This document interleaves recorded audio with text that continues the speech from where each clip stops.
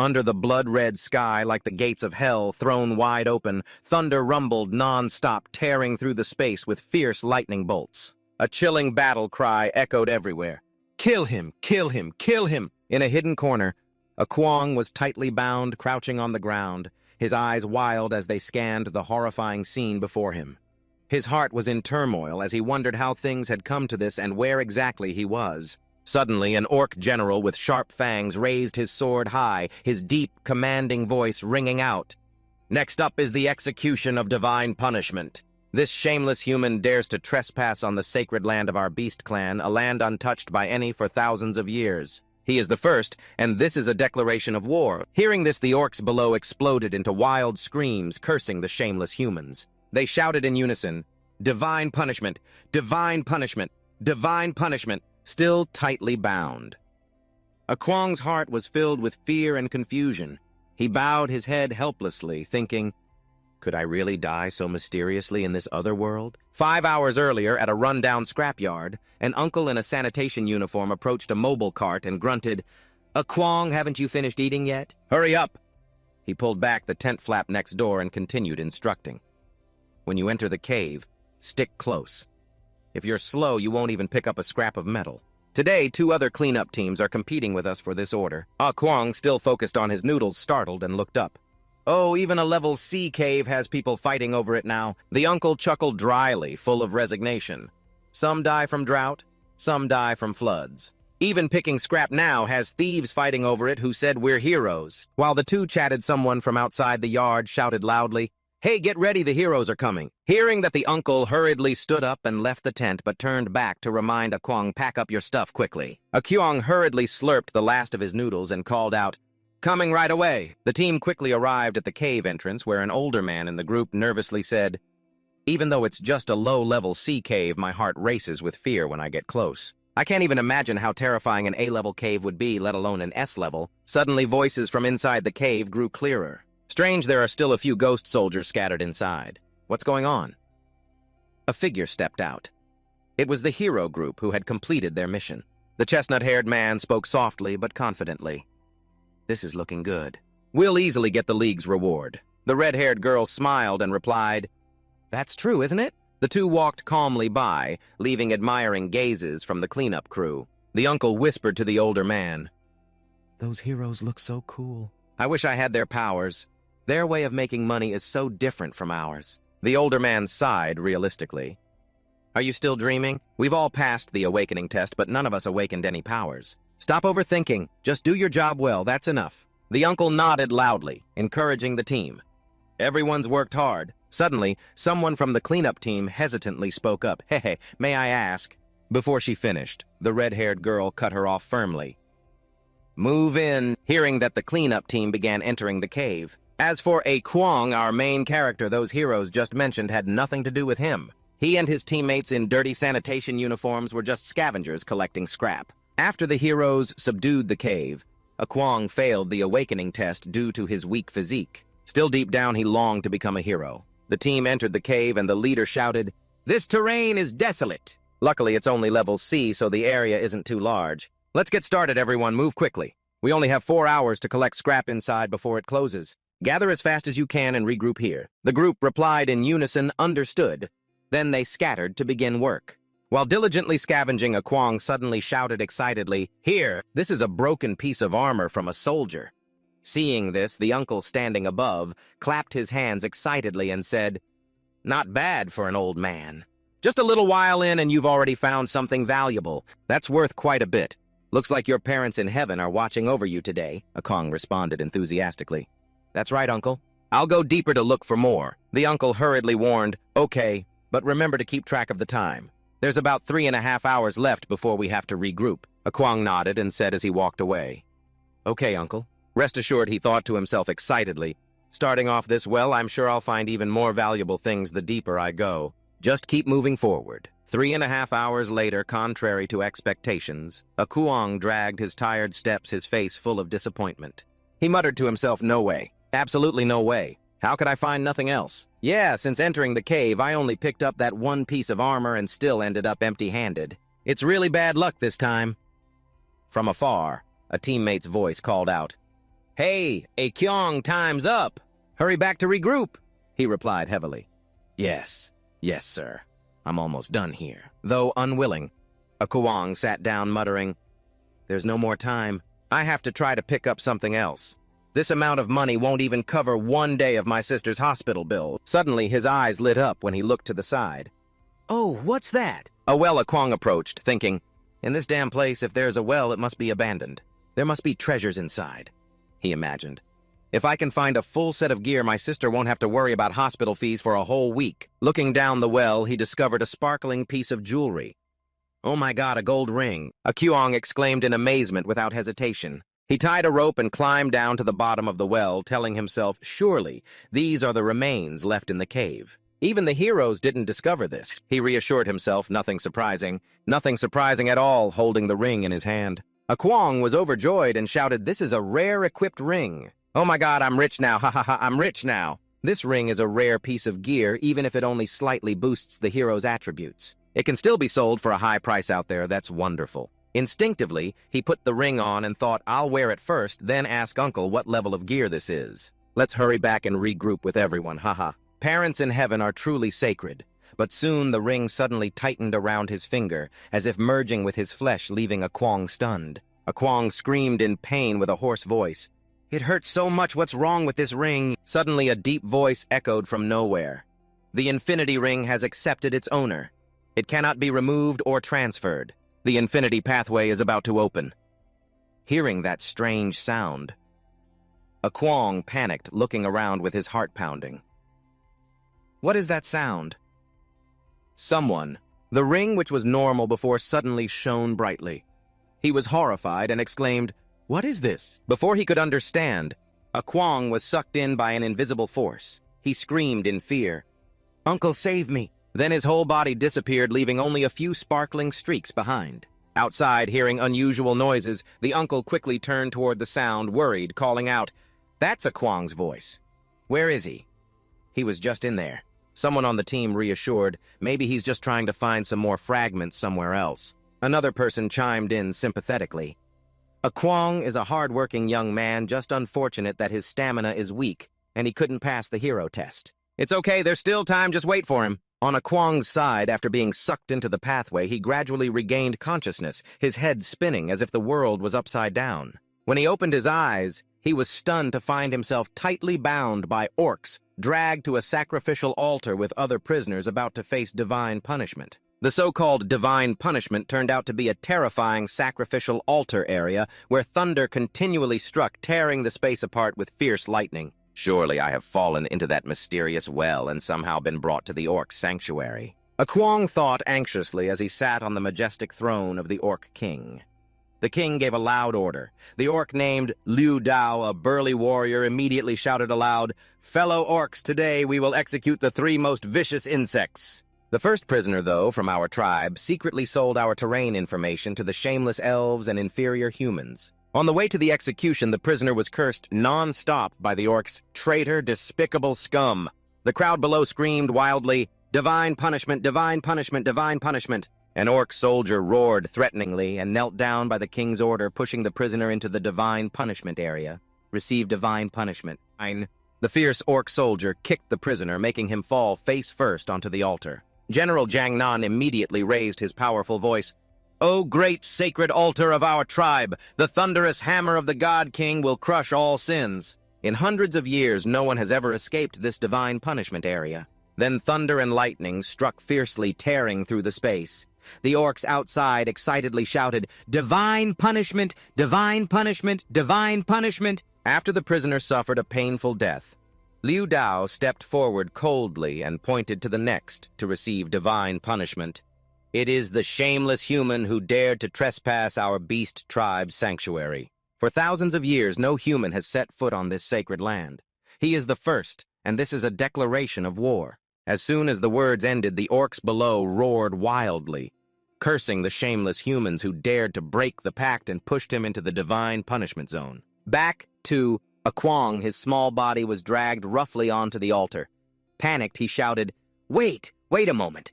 This is a misunderstanding, just a misunderstanding. Spare me, help me. This is just a misunderstanding. I accidentally came here.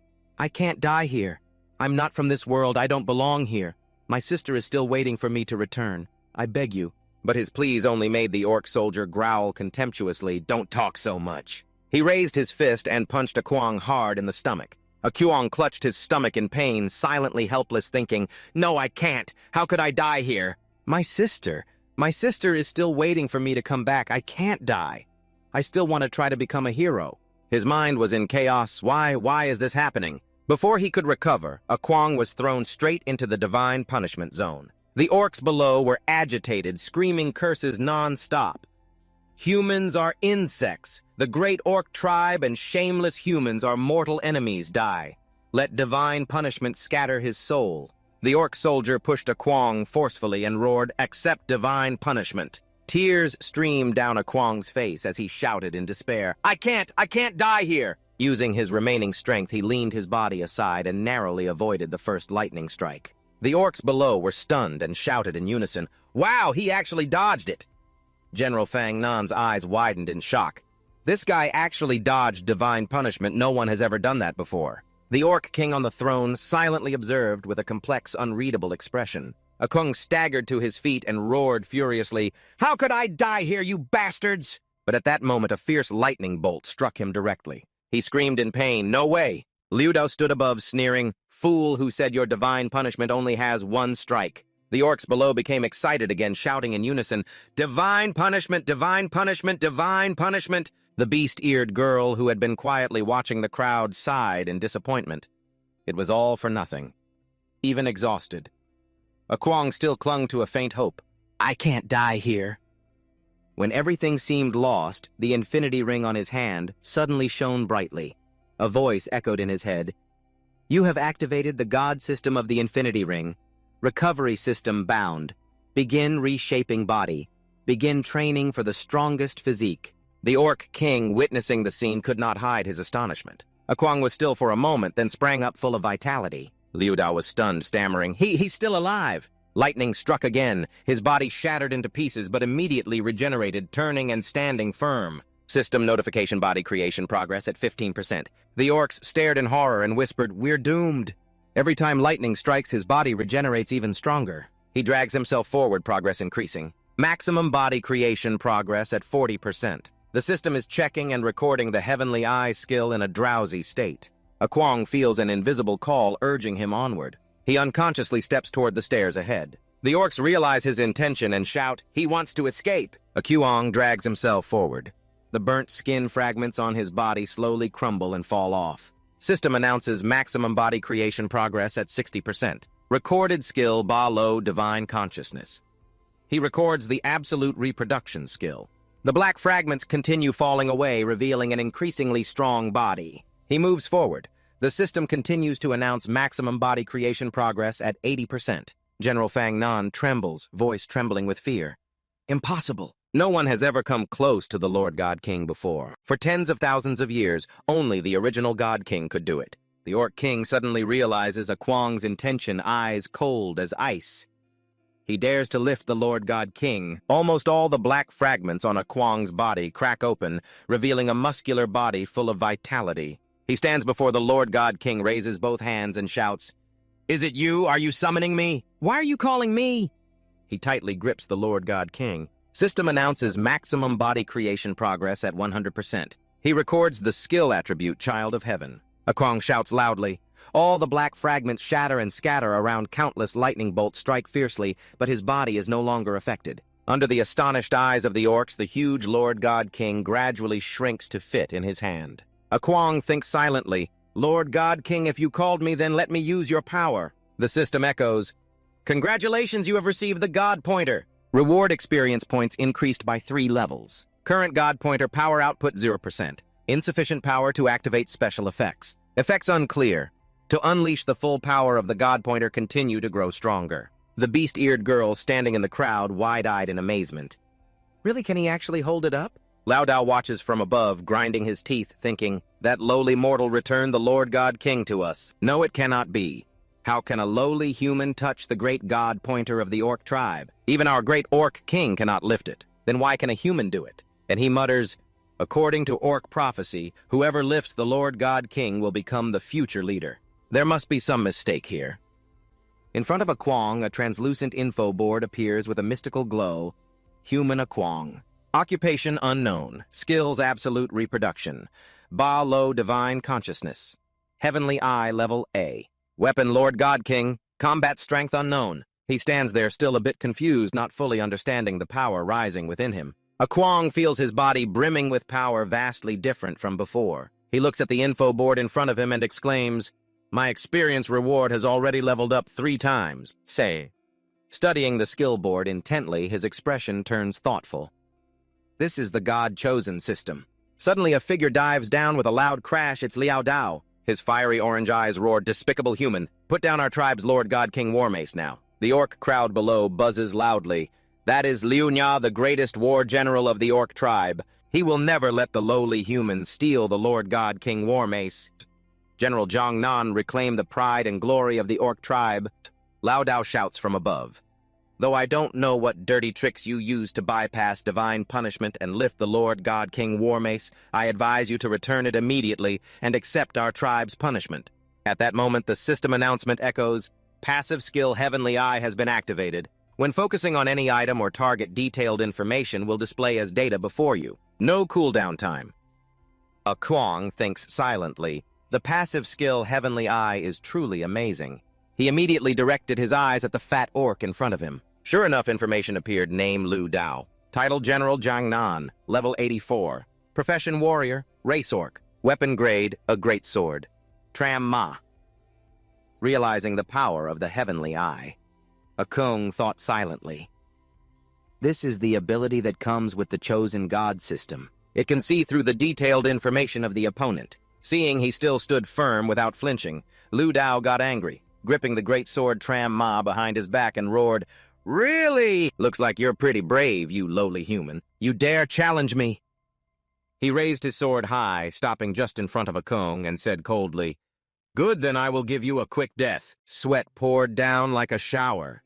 A Kung trembled but tried to keep calm and shouted, wait a minute, you misunderstood." His mind was in turmoil. "Fighting a level 84 warrior, while I'm not even a fighter. If we fight for real, I will definitely die." But Liu Dao didn't bother to listen, raised the great sword Tram Ma and roared, "Stop talking nonsense! Watch this move." Seeing the blade rushing forward, A Kung quickly raised the Divine King, War Mace to block, and yelled, "Wait a moment, let me explain first." Among the crowd, the Beast Ear Girl worriedly thought, "That stupid human." General Zhang Nan is one of the 5 strongest war generals under the Orc King with terrifying combat power. Just one of his moves is enough to slice a human in half. If you dare to block now, both sides will be under extreme tension. Liu Dao launched a sword charge, moved the blade cutting through the air as it rushed forward. A Kung gathered all his strength, braced himself, and raised the Divine King War Mace straight to block. A loud bang echoed. He managed to deflect the strike, his footing steady without being pushed back, not believing his own eyes. A Kung thought silently, I actually blocked it, but my hand hurts so much the recoil of this War Mace is terrifying." Even more shocked was Liu Dao, who widened his eyes and thought silently, He actually blocked my sword charge because of the overwhelming power of the Divine King War Mace. But how can his body withstand that impact? Grumbling, Liu Dao roared with contempt, "Yeah, you should thank the supremacy of our War Mace clan. But with the next move, you won't be so lucky. I will chop your head off." A Kung couldn't help but retort sharply, "Hey, I told you this is a misunderstanding. Listen to me explain. I'm not from this world." But Liu Dao didn't care. Suddenly grabbed him and roared, "What's there to explain? Up you go." "Let me." Liu Dao prepared to throw A Kung into the air. He thought silently, "I will throw this human insect into the sky and finish him off with earth-shattering dragon strike." But just as A Kung was about to be thrown, the system suddenly announced, "Absolute reappearance skill activated. Usage: use hands to sense the primal energy from the opponent's heart. Instantly able to copy one of the opponent's skills. No cooldown. Note: only one copied skill can be retained. Copying a new skill will replace the previous one." A Kung carefully thought, the copying skill is truly amazing. Without hesitation, he acted immediately, spun around, and murmured, sensing the opponent's heart. "So I have to touch his chest, right?" Under the astonished gaze of General Zhang Nan, A Kung lunged down, piercing through Liu Dao's shirt. But unexpectedly, his hand touched a sensitive spot on his body. A Kung fell while Liu Dao blushed awkwardly. While falling, Akung saw countless skills of Lu Dao appear before his eyes through the heavenly eye. He exclaimed in surprise, "Oh damn, is this real or fake? Which one should I choose?" But Lu Dao quickly overcame his embarrassment and turned furious. He swung the great sword Tram Ma, shouting madly, "Damn you, how dare you touch that spot of mine? How dare you insult me like that, you pervert, go die." Earth-shattering dragon strike in a life-or-death moment. Akung saw skill info appear. Earth-shattering dragon strike, 360 seconds cooldown warrior attack skill. Perfectly copyable. Currently no profession can't use weapons effectively. Specific effects unknown. He murmured, "This skill can't be used right now, but Divine King Warmace has enhancement abilities. Then just take this." Without hesitation, he pressed select. System notification. You have copied the perfect earth-shattering dragon skill. Akuang jumped up into the air and unleashed earth-shattering dragon to counter. He roared loudly, "I told you I can't die here!" The orcs below were stunned. Lu Dao stammered in panic. You also know this move." Akung unleashed a thunderous, earth-shattering strike, leaving everyone below with their mouths agape in amazement. The fog and dust gradually cleared to reveal Lu Dao dazedly muttering, "I know no harm at all, moreover. I even feel quite comfortable." Next to Akung, as he landed, the system announced, "Because you are only level 3 and have no profession, your weapon cannot be used to its full potential. Skills cannot unleash damage. Please improve your strength." Realizing the situation, Akung forced a smile, awkwardly scratching his head. Seeing this, General Jiangnan went crazy, tightly gripping the great chopping sword on the ground, swinging it fiercely at Akung, shouting, You, wretched human, pretending to be tough. How dare you embarrass me?" Suddenly a shadow flew down from the sky, speaking with authority. "Stop." The orcs below stirred up the Orc King himself. That lowly human, the Orc King, will deal with him personally. But contrary to expectations, the Orc King did not attack Akung. Instead, he knelt before him. The orcs panicked and shouted in unison, Sir, he's kneeling." The Orc King slowly stood up. His deep gaze said, "It seems you truly are the one chosen by the War Transmission Divine King." He patted Akung's shoulder warmly. "Human, perhaps this is fate arranged by the heavens. In 1,000 years, only you have been recognized by the divine transmission." Then he turned to declare loudly, "O tribesmen, no one has ever lifted the War Transmission Divine King's weapon all these years. Today, he has done it. He is the one recognized by the divine transmission as the future leader. To lead our orc tribe, let us wait and see." The orcs began to chatter excitedly. "It's exactly the ancient prophecy. Whoever lifts the War Transmission Divine King's weapon is chosen as future leader. But he's human, not an orc." Hearing this, Lu Dao couldn't hold back his frustration and shouted, "Great King, I don't question your decision, but how can he be human?" The Orc King interrupted quietly but sharply. "So what if he's human? Does the prophecy say only orcs can be chosen? Even I, a mighty Orc King, couldn't lift the war transmission. Are we going to give up this rare hope?" General Jiangnan realized he had been rude and quickly clasped his hands, lowering his voice. "Subordinate. Subordinate dares not. The prophecy is not clear, but he still isn't one of our orc tribe." The Orc King did not respond, only turning to Akung with a serious look. "Young man, what is your name?" He answered straightforwardly, My name is Akung." The Orc King nodded with a steady voice. "Good, Akung. If you agree to bear the hopes of the orc tribe, I will spare you. But right now you are too weak. Within 1 year you must train yourself and return here. Then I will test to see if you are worthy to be our tribe's leader. If you do not return after 1 year, this spiritual seal of mine will guide, and the entire orc tribe will hunt you down to the ends of the earth.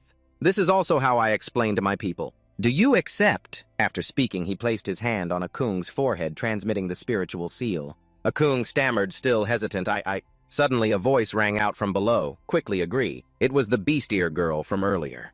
She continued to urge, "Firmly regain your freedom and become stronger." Akung turned to look at her, thinking at first she was also brought up to the altar to endure divine punishment like me. Let's see. He activated Heavenly Eye and the information appeared. Name unknown. Title unknown, level 72. Orc warrior profession weapon. No sword. He muttered in shock.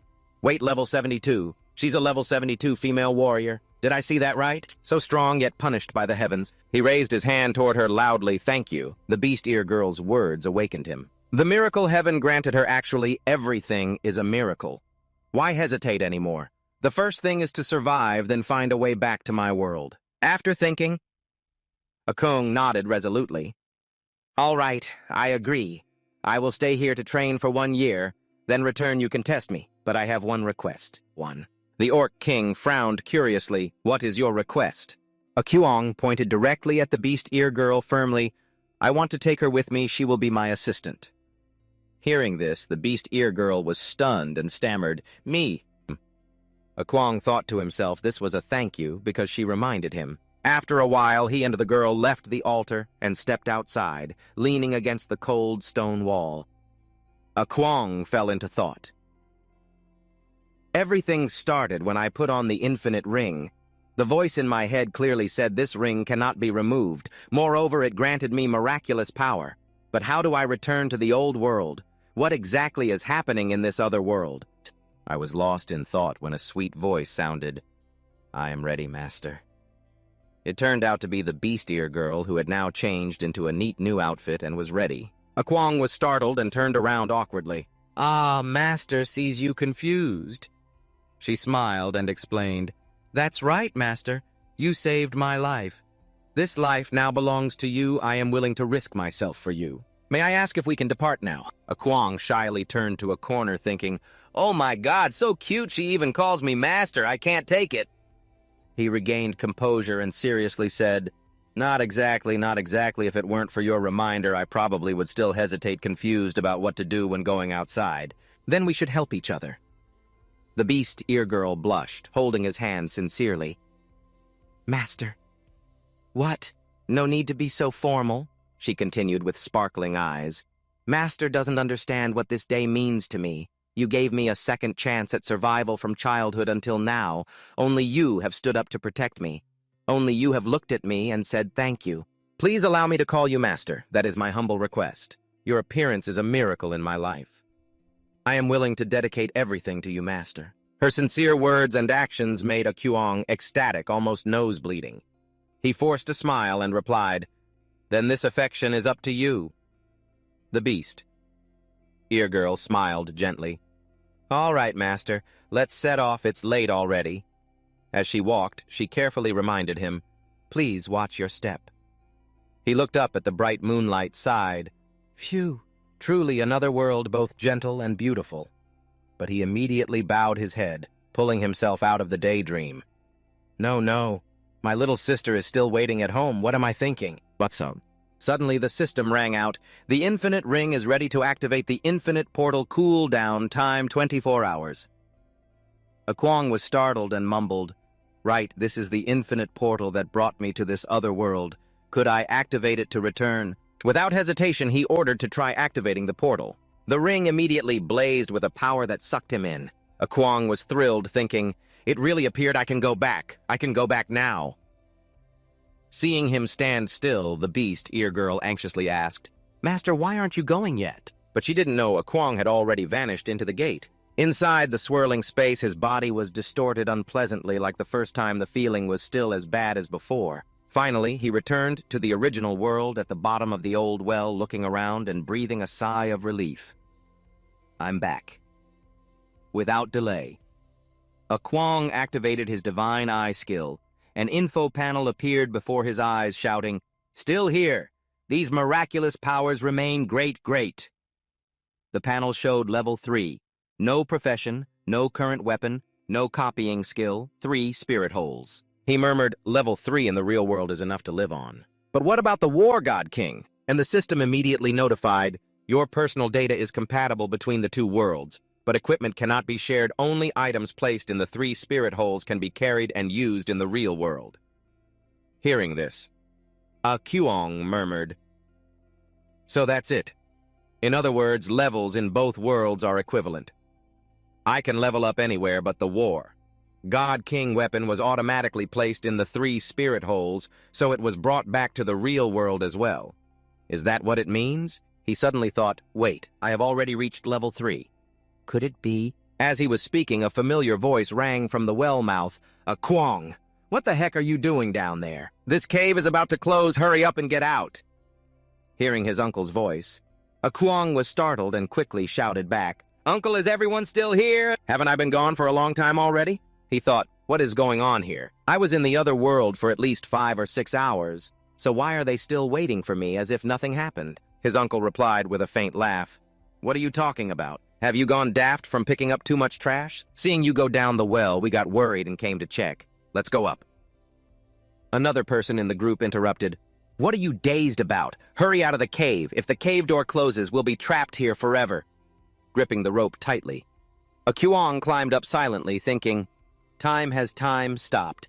Got it, when I traveled to the other world, time here stopped. Only when I return will time continue to flow. How defiant of fate. In this other world, time is also frozen. Just how powerful is the original owner of this infinity ring, coming out of the well mouth?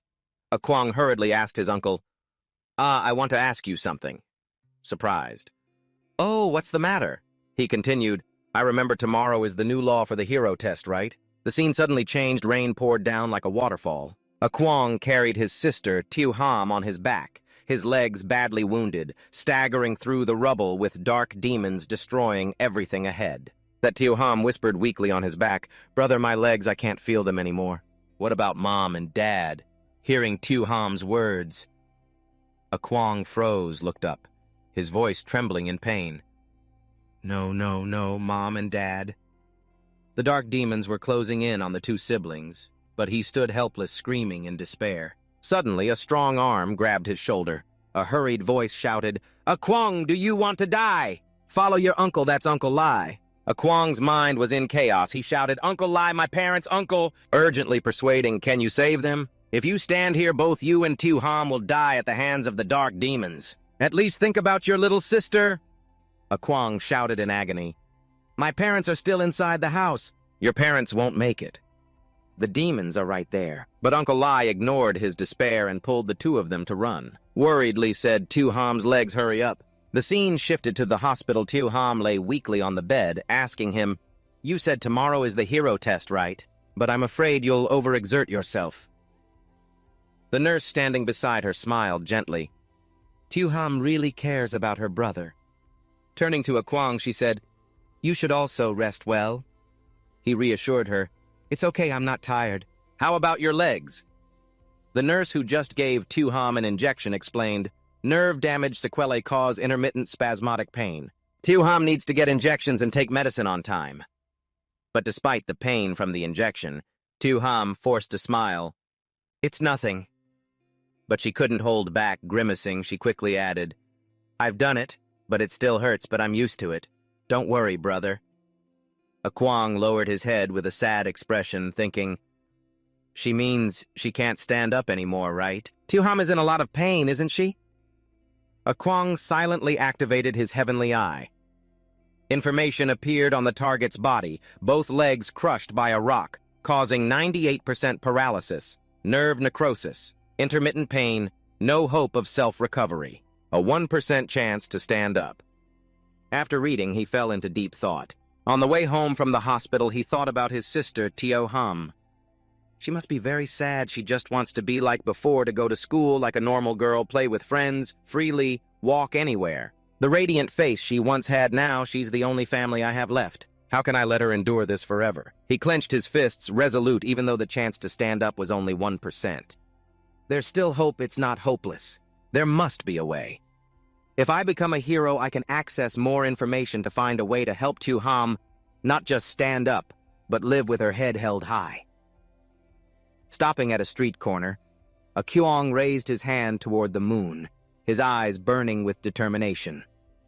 I have to become a hero, and the strongest one.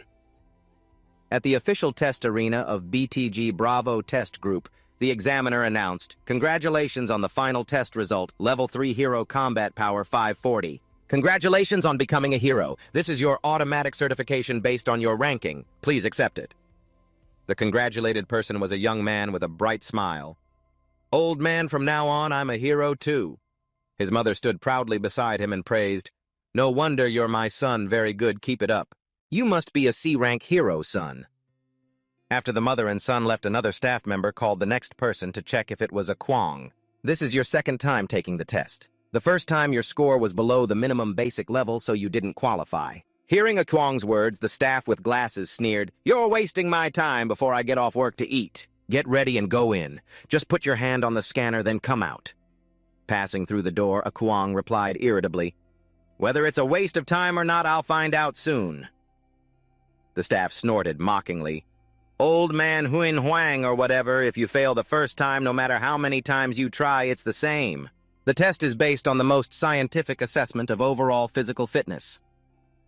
When the door closed, the guy muttered, "This idiot, I've met many people who test repeatedly." Inside, the lights automatically turned on. A Kyong walked with determined steps, a hero of the same power level deciding his potential. The guy just now was also level 3 with a combat power of 540, a normal level. I've reached level 3, definitely qualified to become a hero, but my combat power hasn't been tested yet. A bit worried. He placed his hand on the machine silently, thinking, "Be honest. Activate the strongest body."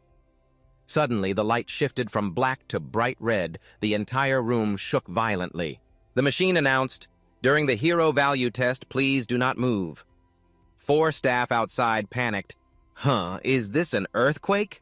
The shaking stopped. The scanner screen showed the test ended with level 3 combat power of 5400. Your combat power set the highest record among level 3 heroes, far surpassing the second place at 930. This record has never been broken in 30 years. Looking at the result, a Kwong was stunned.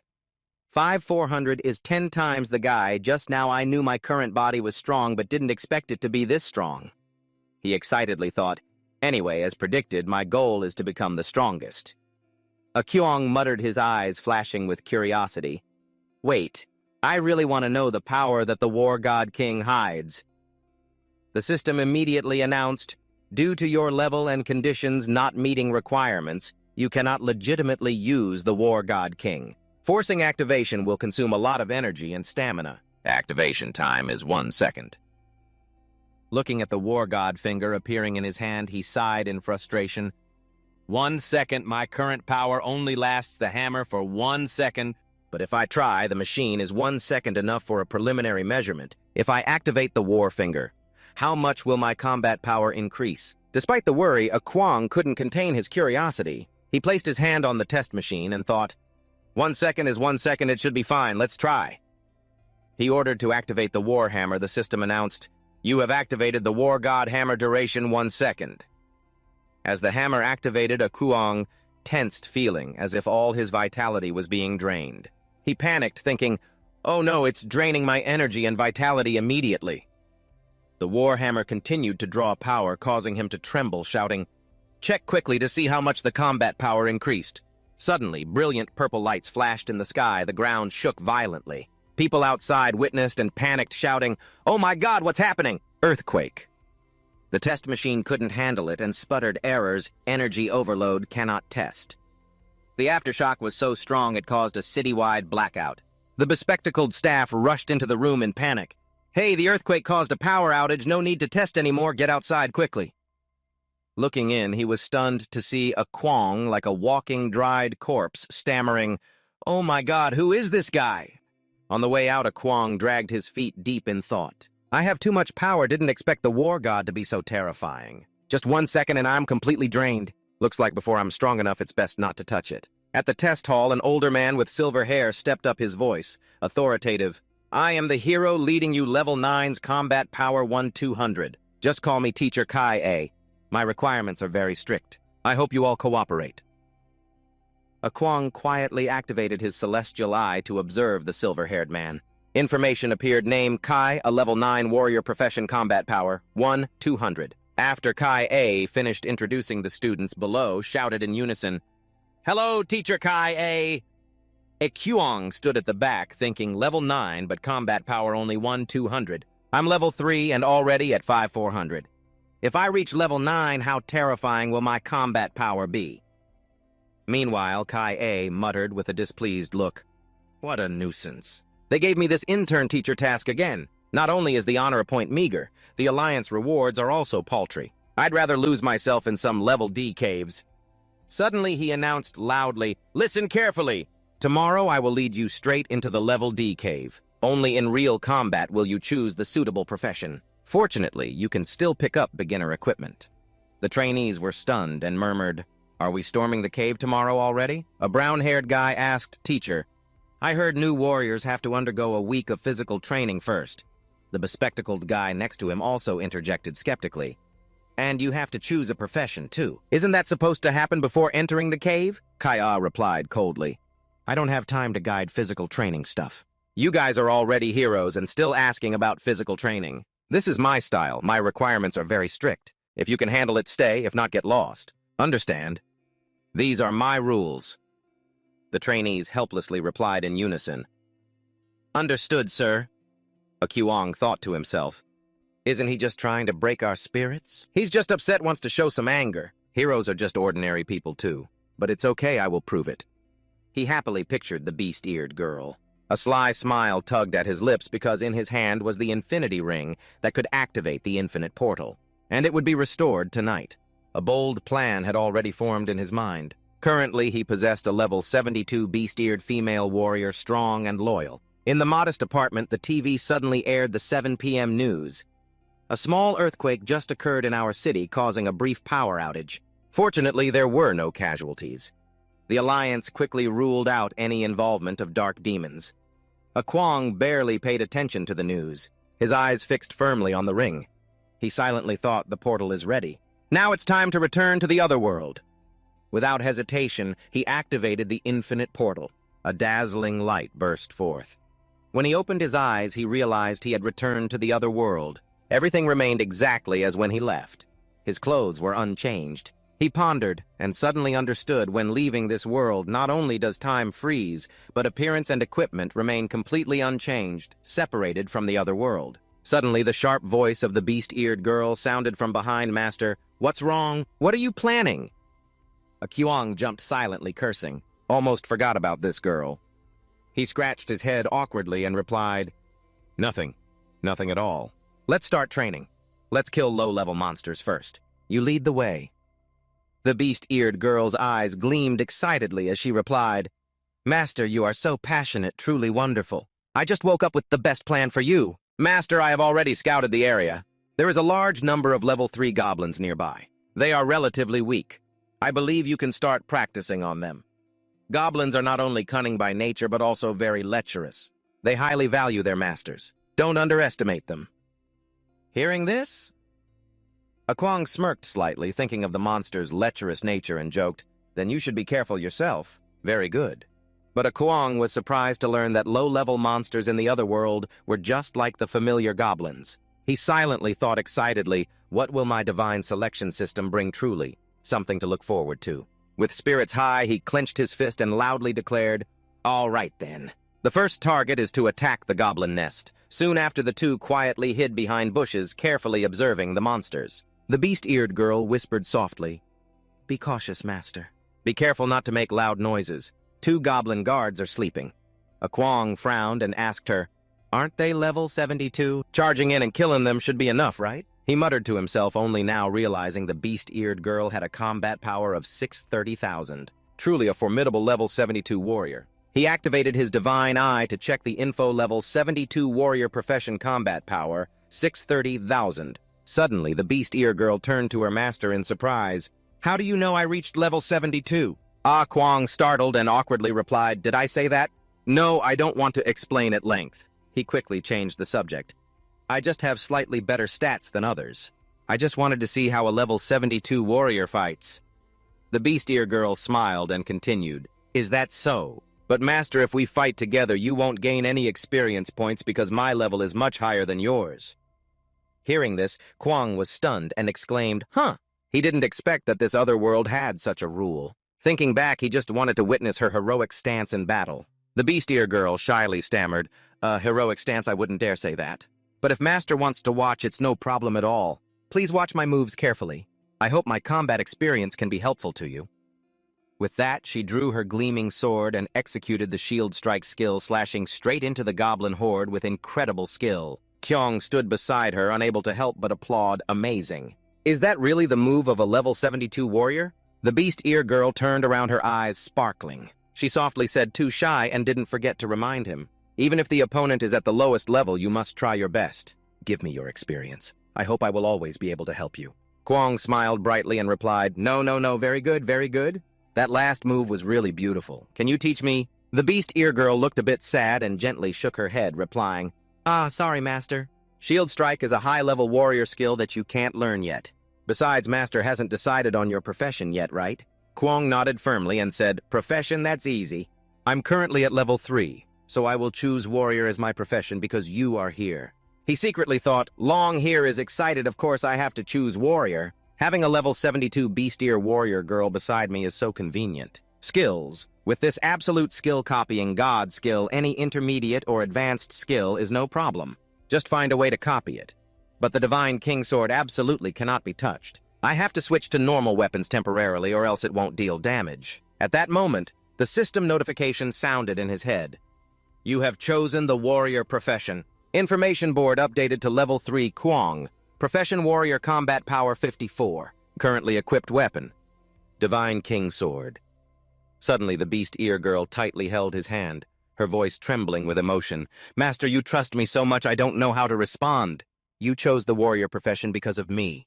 I won't let you down. Leveling up is not easy. I will definitely try my best to help you. Let's work together to get a basic warrior equipment set.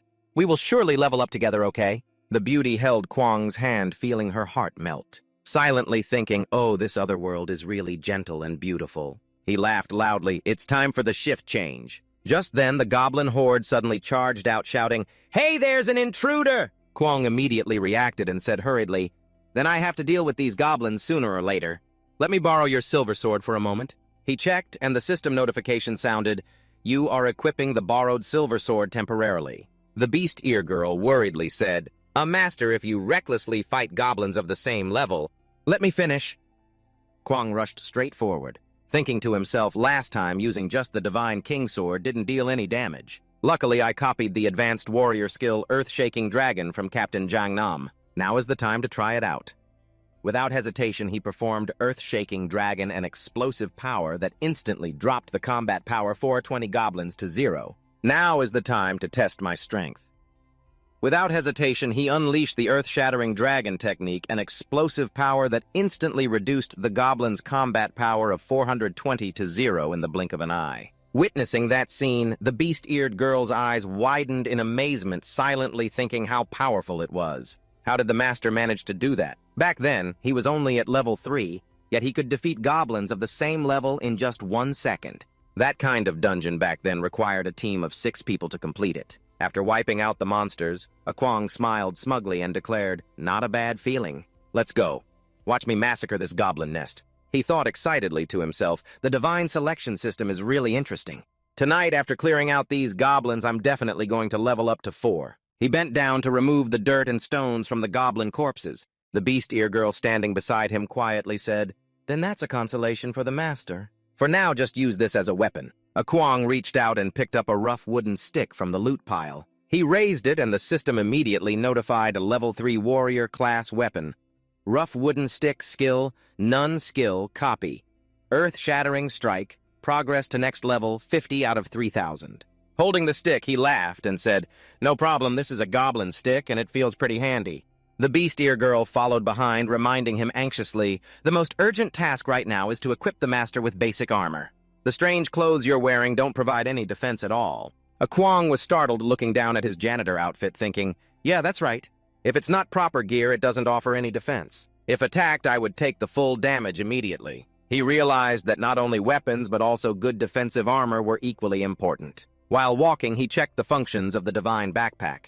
The system displayed the Divine Backpack as a special magical space unaffected and unrestricted by multidimensional worlds. This space exists only in consciousness, and currently has 2 storage slots. He thought excitedly to himself, really interesting. Items in the Divine Backpack can be used both in this other world and the real world. These 2 worlds connect through this backpack, really convenient. Continuing to walk, Kwong unconsciously opened his character info panel. Before him appeared the line, Skill, Copy, Earth-Shattering Strike, Divine Backpack, Kwong Combat, Power 5, 400 current weapon, rough wooden stick armor, none. He pondered quietly. The Divine Backpack currently only has 2 slots, and Trui Than Vuong hasn't recovered yet, and already took up 1 slot. So there's only 1 empty slot left. The system continued updating. The Divine Backpack is like a magical tool. The more you train it, the more it grows in power, determining its capabilities. If you strive to level it up, the backpack's space will expand. Akwang read attentively, muttering, "Training and growth means the more you use the divine backpack space, the more it expands. I wonder when I'll get more slots.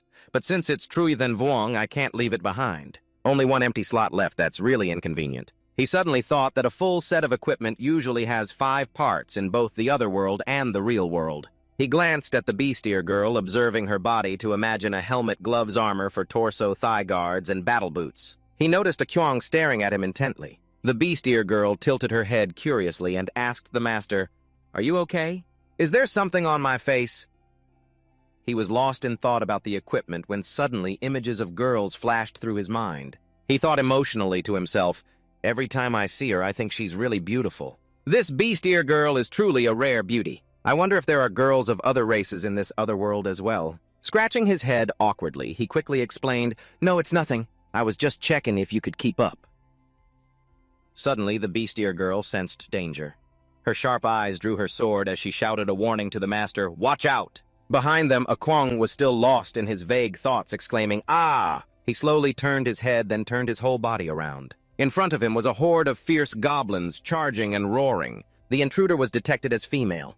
3 level 4 female goblins charged straight at them. The beast-ear girl immediately raised her sword to block in front of Akwang, her voice full of caution. "Master, the deeper we explore, the higher the goblins' levels become, so we must be careful." Hearing this, Akwang smirked and replied, "That's good. That way the experience gained will increase too, right? If that's the case, then don't attack. Otherwise I won't get any experience points." Just then, the goblins rushed forward, shouting, "Do you want to die?" Akwang immediately took a swing with the rough wooden stick full of spirit, shouting loudly, "Take a hit from me!" He continuously launched attacks, defeating all 3 goblins. Standing up, he looked at the dirty fragments falling from their hands and muttered, "Oh, the higher the opponent's level, the more experience points you get, but this troublesome weapon really isn't durable." Observing the whole scene, the beast-eared girl thought to herself, her eyes sparkling with amazement. The overwhelming power of the master is really terrifying. Just now, the force from the stick was not only based on his level 3 strength. One end of the 3 also understands surpassing levels, instantly destroying 3 level 4 goblins. Ordinary people absolutely cannot do this. No wonder he is my master. The deeper they went, the number and level of the goblins increased, but none could compare to Akwang's terrifying strength. System update: level progress 360 out of 3,000. In just a moment, the number jumped to level progress 1230 out of 3,000. The beast-eared girl exclaimed excitedly, "Master is really good." Akwang shook his head, complaining in his heart, "This skill isn't bad, but the weapon is really useless. This is the 6th stick already now, only the last one remains." He defeated another goblin, thinking, "Long is excited, I didn't expect the experience rewards in this other world to be this great. Experience points increase faster than I thought."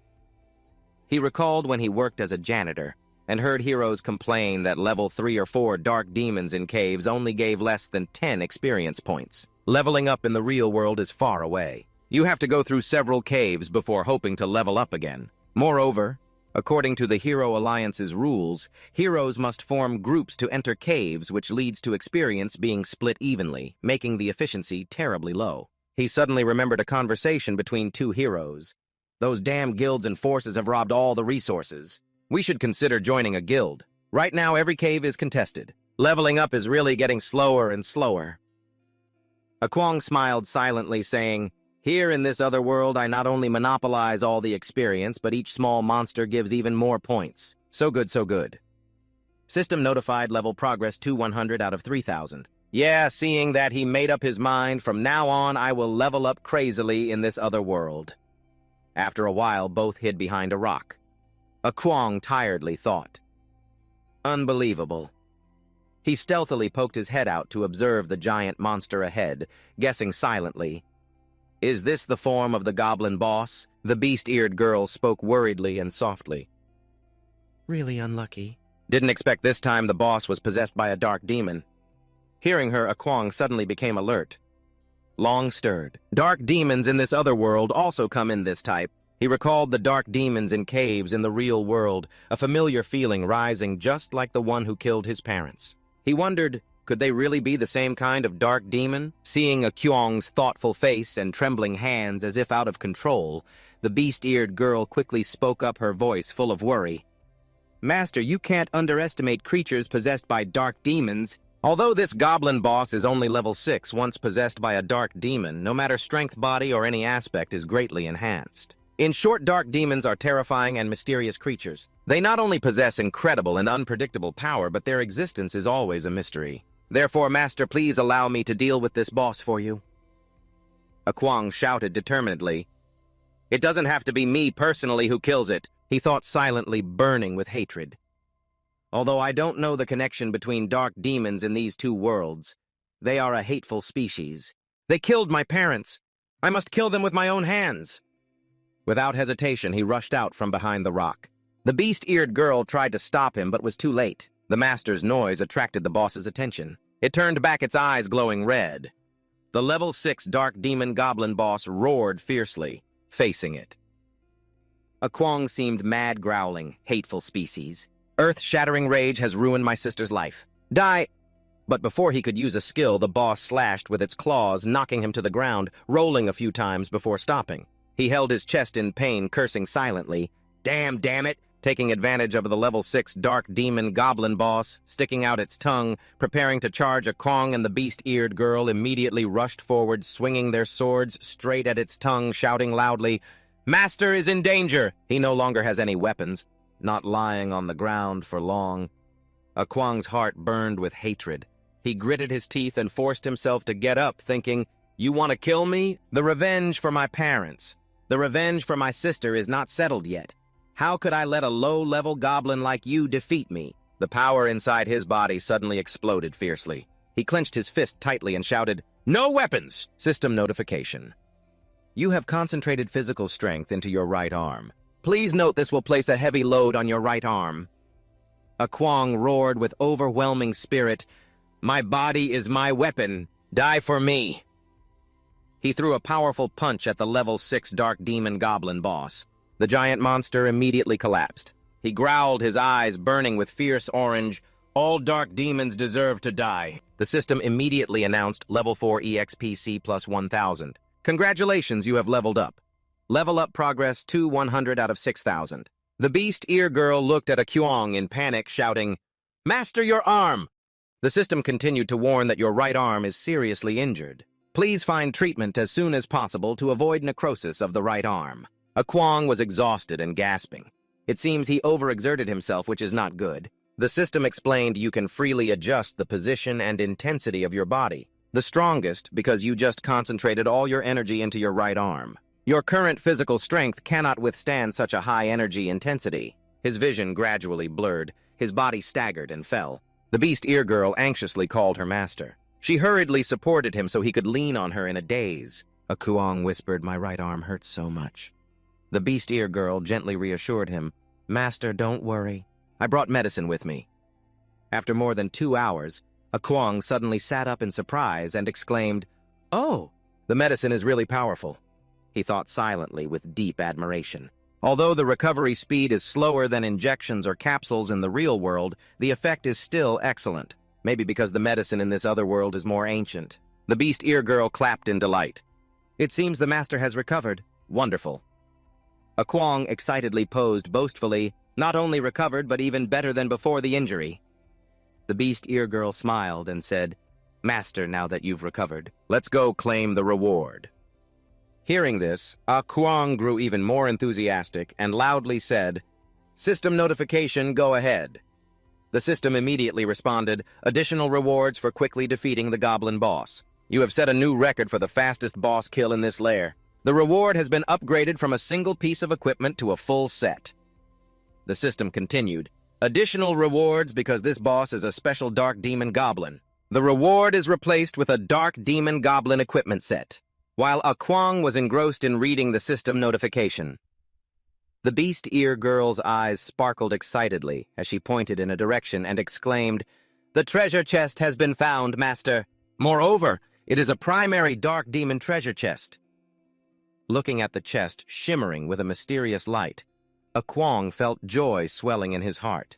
An extra reward, and it's a dark demon equipment set. This type of equipment is extremely rare in the real world. Even in dark demon equipment auctions, it rarely appears. Until now, I've only accessed leftover fragments of equipment. He couldn't help but exclaim loudly, "Oh, I love this other world. It's simply amazing." Akwang opened the chest. The system immediately announced, "Congratulations, you have received the Dark Demon Spirit Equipment Set." The Beast Ear Girl standing beside him said excitedly, "That's great! This is a complete set. Your level is just right to wear it. You should change into it quickly." But unexpectedly, Akwang closed the chest again before her astonished eyes. He pondered, "Wait, the spirit backpack currently only has one empty slot. If it's a full equipment set, the system shows. Do you want to store it in the spirit backpack?" No, the spirit backpack has only 2 slots left. After reading, he pressed yes. He thought to himself, "Isn't it the same unit? Could I store this equipment set in the spirit backpack?" The system continued to announce, "The Dark Demon Spirit Equipment Set has been successfully sent. You can retrieve items in the spirit backpack anywhere." Hearing this, Akwang chuckled proudly, thinking, "With my strength and intelligence, I can bring it back to the real world." The Beast Ear Girl looked at him smiling and nervously asked, "Master, what are you doing?" Akwang was startled, turned around, and scratched his head awkwardly. "Ah, nothing. I stored this equipment set for later use." "Do you know how to sew?" The Beast Ear Girl held up a cloth bag and replied, "Since I was young, I have made my own clothes, so I'm used to carrying needles and thread with me." After a while, the two sat on the lush green grass. The Beast Ear Girl busily sewed and then held up a black shirt with a smile. "Done, master? According to your request, is this okay?" Akwang smiled with satisfaction and said, "Not bad. Not bad at all. This is good enough." He tried on the shirt and couldn't help but exclaim, "Fits perfectly. You're really good. Thank you." Hearing this, the Beast Ear Girl's eyes lit up joyfully, and she said, "That's great. Helping the master is the greatest honor for me." Akwang fell into thought and murmured, "Now that I've leveled up and have a new equipment set, maybe it's time to return." Without hesitation, he said, "Since leveling up went smoothly, let's find a place to rest." The Beast Ear Girl nodded and replied, "We will all obey the master." After a while, Akwang returned to the real world through the space gate. Seeing the familiar bed, he threw himself down face first on the pillow and sighed in relief. Phew. Back already. The gate closed behind him. Remembering before leaving after a long journey crossing the wilderness with the Beast Ear Girl, they found a place to rest. While she fell asleep, he activated the gate to return. He muttered, "Next time I'll take her to eat something really delicious."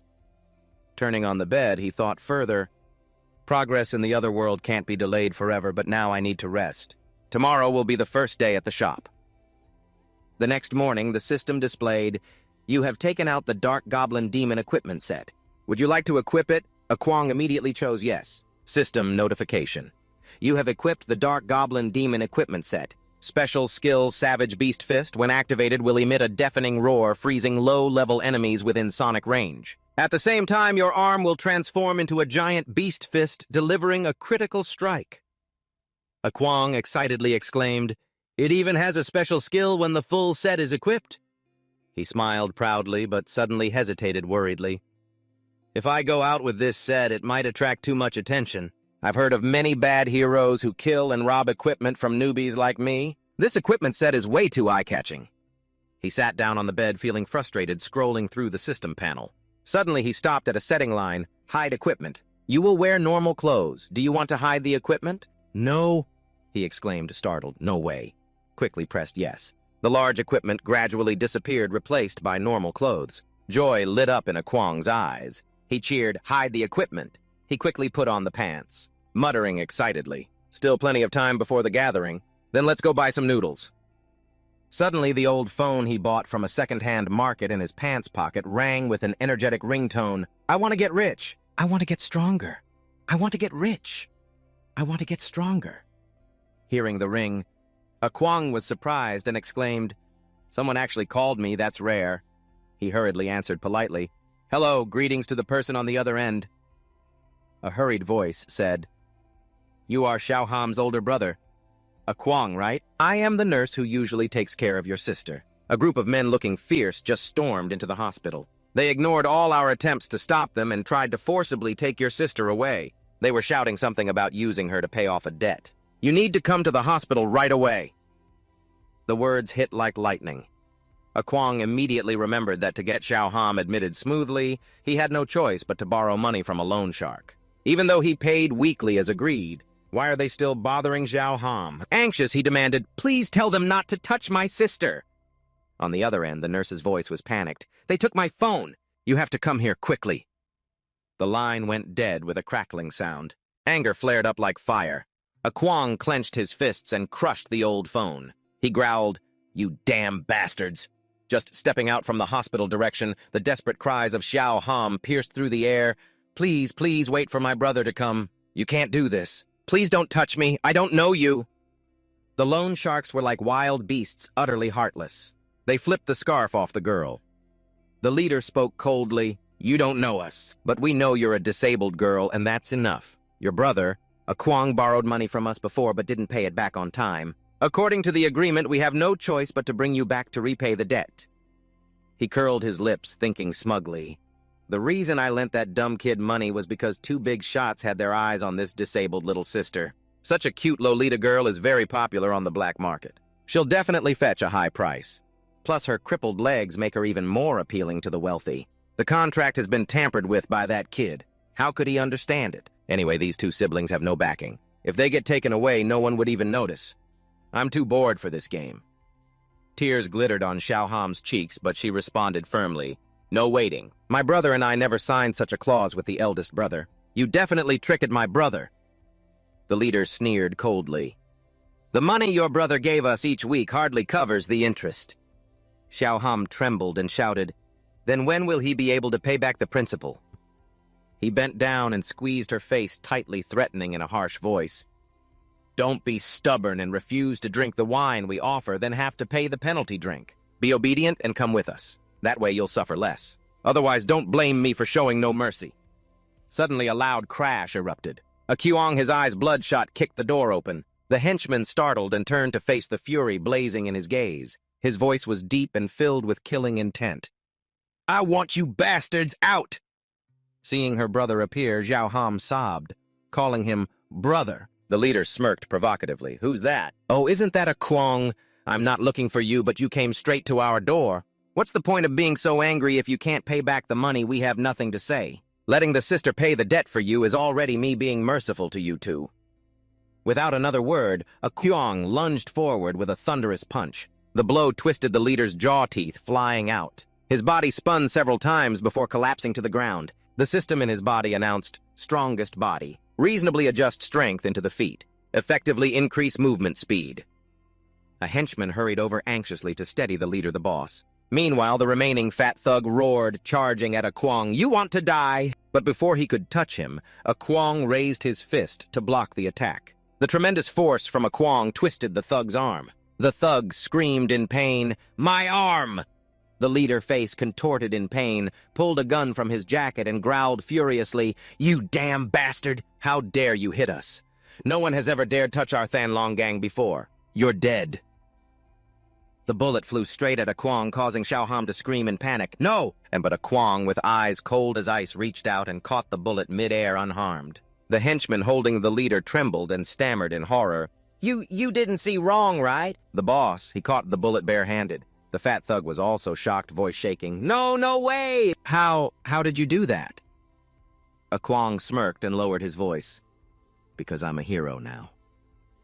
The system inside him announced, "Strongest body. Use body strength to protect the hand. Ordinary weapons cannot cause damage." At this moment, the three thugs finally realized they had picked the wrong opponent. The entire group trembled in unison. Sir? Hero." Just then, a nurse led the police rushing in, shouting, "There's someone harassing our patient right at the door ahead. Moreover, it seems they have no good intentions. Hurry up." Entering the room, they were stunned to see Kwang standing there, face dark and about to explode. While the three thugs forced awkward laughs and helped each other leave, they hurriedly changed their tone to flattering Brother Kwang. "Please return the money you owe us as soon as possible. Please pay it all at once. If you don't pay me, I'm afraid my two gang leaders, who are also heroes, won't spare you."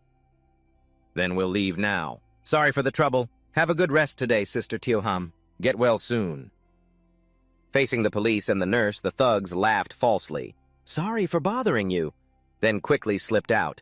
Just out of sight, the leader clenched his teeth, remembering Thanlong Bang's 2 gang leaders, level 10 flesh shield warriors with a combat power of 2,300. He cursed quietly in his heart, unbelievable. That kid Akong has recently become a hero. Damn, I have to report to the 2 gang leaders. The plan to kidnap Akong's little sister was a complete failure. The 2 gang leaders are level 10 flesh shield warriors with 2,300 combat power, definitely strong enough to handle this kid. This debt must be collected. Tuham's eyes brightened as she cheered. While adjusting the scarf on Akong's sister, Tuham gently said, "You might not be able to visit her often lately, but that bastard was right about one thing. If the debt isn't paid soon, Thanlong Bang will come knocking at our door again. These days I'll figure out how to pay back." He smiled reassuringly. "I'm a hero now, so don't worry." Hearing that, the little girl's eyes widened in surprise. "Have you already successfully become a hero?" Akong nodded confidently. "Yeah, but I'm still a trainee hero. After today, when I go into the cave, I can become an official hero." As he spoke, he raised the card engraved with the words, "Hero Akwang BTG." In his heart, he calculated how to pay Tuham's hospital fees. "I borrowed 300,000 from Thanlong Bang. If I rely only on earning money in this world, even becoming a regular hero will take a long time. I have to return to the other world to bring back equipment to sell." In the forest where trainee heroes gather under Master Kai Ha's guidance, Akuang thought confidently. The cooldown for the Infinity Ring will be ready tonight. Soon I'll be able to become a true hero. Master Kai Ha, a level 9 warrior with 1,200 combat power, boomed. "Enough people gather here. Today I'll lead you down the cave. This is also the place to evaluate your transition to official status. But there are some things I must explain first. If you find any equipment during this cave trip, you must hand it over to me. This has been the rule for a long time. Any objections?" The trainee heroes shouted in unison. "No, understood." Akwang briefly frowned, thinking, "I've heard about this kind of behavior, but the Hero Alliance just turns a blind eye." "Well, whatever. There probably isn't anything valuable in a low-level cave anyway." Kai Ha continued in an authoritative tone. "As for your evaluation, rest assured. I am a level 9 warrior. As long as you follow my instructions closely, I guarantee you'll all pass. As a thank you for a successful transition, each of you must pay me 1,000. Any problem with that?" Hearing this, the trainee heroes lowered their heads, not daring to protest, and answered in unison. No problem. But Akwang, hot-blooded, couldn't hold back and raised his hand to object. "Why should I give you an extra 1,000? You gave us the equipment for free, so why charge a fee on top of that? I don't have much money to give you." A kind guy behind him whispered a warning. "Hey, buddy, don't make Master Kai Ha angry. He's from the Crazy Wolf Guild." Akyong thought quietly, his eyes flashing with understanding. So they have guild backing. No wonder they dare to brazenly charge fees like that. He said firmly, with no concession, "I'd rather die than pay you guys. Besides, I only have a few dozen coins left, not enough even for food, let alone that." Kai Ha frowned, his tone dropping with irritation. "You're a gutsy kid, aren't you? This is my rule. If a poor devil like you can't pay the full 1,000, then go apply to take the test alone." He cursed silently. Where did this idiot come from? How can someone not understand this kind of rule? "If you dare embarrass me, I'll make sure you die miserably down there." The crowd around began whispering skeptically. Individual evaluation. No intern hero has ever passed the test alone. "Anyway, this is a basic level cave. Aren't you just asking for death?" Someone whispered. "Even real heroes wouldn't dare enter the cave alone." That guy is truly an idiot. Just because of 1,000, he's offending Master Kai A and the Mad Wolf Guild. He won't survive in this world anymore. Akong sneered defiantly and replied, "You mean I can apply for an individual evaluation, right? That's exactly what I want." The guy with glasses, eyes full of astonishment, stammered, Excuse me, are you serious? What you signed up for is individual evaluation. Are you sure you didn't make a mistake? I'm just here to confirm with you. Yeah, no one has ever passed the intern evaluation alone. Never. Although this is a level D cave used by the Hero Alliance for assessment as a new intern, aren't you basically asking for death?" Akuang didn't hesitate, his tone demanding confirmation. "Confirm my entry. Thanks for the reminder." The glasses guy shook his head, still doubtful. "If that's not a mistake, then please enter." He began entering the confirmation info into the intern hero system. Akuang submitted the individual evaluation application. As the evaluation started, he thought silently, "Is this for real? Is this kid crazy for applying for an individual evaluation?" Entering the cave, the system immediately displayed cave information. Dense jungle terrain, level C evaluation. Recommended group size 5 or more. Recommended average combat power 600 or above. Kwong glanced around, overwhelmed by the gloomy scenery. He exclaimed, "Before I only saw the entrance after heroes defeated the dark demons. But turns out the cave really looks like this." Suddenly, a shadow darted past a monster from behind, trying to ambush him. Kwong spun around like lightning, shouting, "You want a sneak attack?" Luckily, his gear was sturdy enough. The monster's attack couldn't penetrate his defense layer. It was a level 3 dark demon grunt, combat power 640. Kwong grabbed its wooden club with one hand and smashed it back, knocking the monster to the ground. He muttered, "Be alert. In this cave world, even the grunts are dark demons with high combat power. But with my combat power of 6400, you guys aren't even close."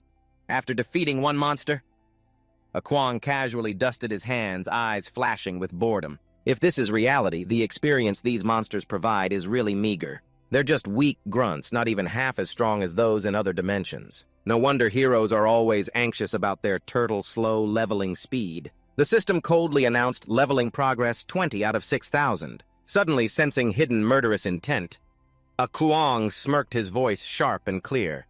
"Stop sneaking around, just come at me." Sure enough, a pack of djinn beasts rained down from the treetops. Kwong smirked softly, whispering, "Perfect, I've been wanting to try this move." He immediately activated the armor flash strike, a burst of violent energy exploding from his armor, spreading all around. The djinn beasts, which he mistakenly called gold beans, were knocked down and scattered like dry leaves before the storm. The more enemies charged, the more excited Kwong became.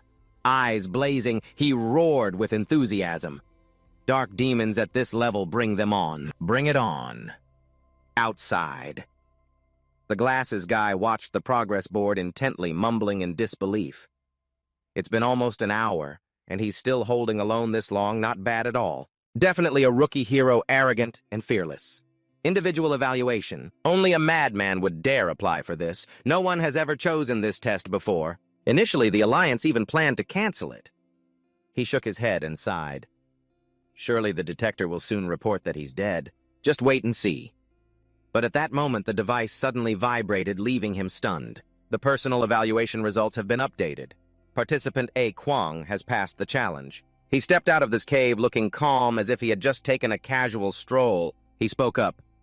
"May I ask if there's a place nearby where I can freshen up a bit?" Meanwhile, Kai A's group staggered out of the cave. As soon as he stepped outside, he sneered contemptuously. "A bunch of useless people. If it weren't for my powerful strength, you guys would have long been killed by the dark demon. I really don't know how you obtained this hero certificate. You don't even know how to do a support attack. I'll charge you 1,000 yuan.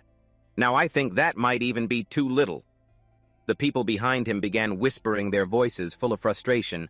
"No, didn't he tell us not to interfere? I shot a few more arrows and he said I was disrupting his rhythm. I used magic to help him recover and he criticized me for casting too slowly. So he refuses to charge us 1,000 yuan and still complains it's too little. Besides, this is our first time entering the cave. We really have no experience. How can we be blamed? On top of that, he didn't teach us anything." Someone quickly spoke up to calm things. Hey guys, calm down." At least we passed. "Forget it." Hearing the whispers behind him, Kai A flew into a rage, his face flushed red. He turned around and shouted loudly, "Let me tell you, at your level, I usually charge that much. Charging 1,000 yuan from you all is already very generous." Grumbling, he grabbed his communicator, but as soon as he heard the voice on the line, his face went pale. He growled in shock, "What, that kid already passed the personal evaluation?" "No way." Furious Kai A stepped up to Kwong, ready to settle things. He aggressively questioned, How did you pass the personal evaluation? Answer me, I've investigated you. You're only level 3 or 4, and there are no records of your combat ability. Due to a power outage, you're completely a newbie. Did you bring any advanced props with you? No rookie has ever succeeded before. You're just a trainee hero. It's absolutely impossible for you to pass the personal evaluation. Speak up now. Despite his urgency, Kwong calmly responded in a gentle but cold tone.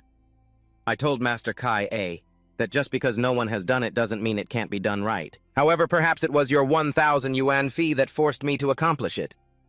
You should also hear his provocative answer. Kai A turned purple with rage and shouted, "Ha ha, you rotten brat! Are you mocking me?" Don't drink the offered wine, but insist on drinking penalty shots. Do you know who I am? Have you ever heard of the Mad Wolf Guild? Hearing the provocation, Kwong calmly replied coldly, Combat power level 91200. Your guild's strength is really something to worry about, isn't it, Master Kai-A? Kai-A's face turned purple, his eyes bloodshot as if he was about to go insane. He lunged forward, ready to throw a punch, growling, "Wanna die? Who the hell are you? You're just a poor demon, yet you dare mock me." But a Kwang swiftly blocked his punch with a calm but powerful voice. "A punch from a level 9 hero like you aimed at my throat. Are you trying to kill me?" Kai-A was stunned, his mind in chaos. This speed and strength are only level 3 or 4, aren't they? What the hell is going on? He hesitated, took a step back, stammering, You... Then suddenly he drew a gleaming sword, his eyes flashing with fierce intent. A Kyuong was momentarily startled, but before he could react, the sword stabbed straight into his hand. At that moment, the system announced a test for the Dark Demon Gomban with the strongest body defense effect activated. The sword touching a Kwang immediately snapped in two with a dry cracking sound. Kia froze, staring at the broken sword, mumbling, "Oh no, it broke! Just now hitting him felt definitely not like flesh." The guy spun around and pointed straight at a Kwang, shouting, You definitely have hidden gear on you. It must be high-level gear, right?" But a Kwang flinched slightly, thinking to himself, "Damn, I was too careless. I shouldn't have shown my ability like that. If people in this world find out my secret, it will surely bring disaster." But on the outside, he kept a calm expression. Meanwhile, Kai-A squinted his eyes, grinning slyly. "What kind of treasure do you have on you that you can even hide it like that?" Good, very good.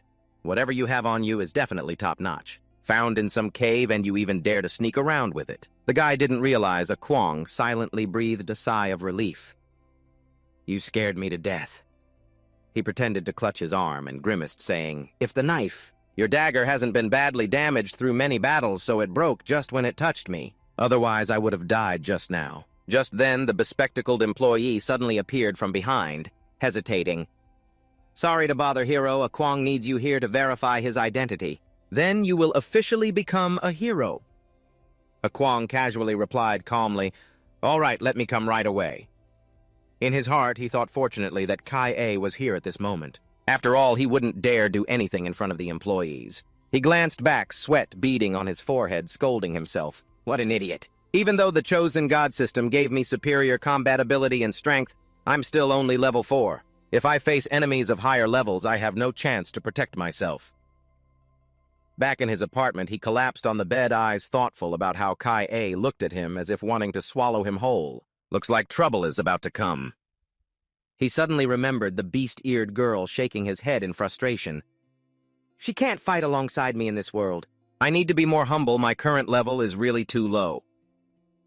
Outside, right in front of a Kyuang's door, two shadowy figures stopped stealthily. One lowered his voice. "This is the place, right?" He was a level 10 Wild Wolf Guild member, a mage, profession combat power 3500. He pulled out a magic staff and whispered, "After breaking in, I'll use magic to control him. You can knock him unconscious and take him away."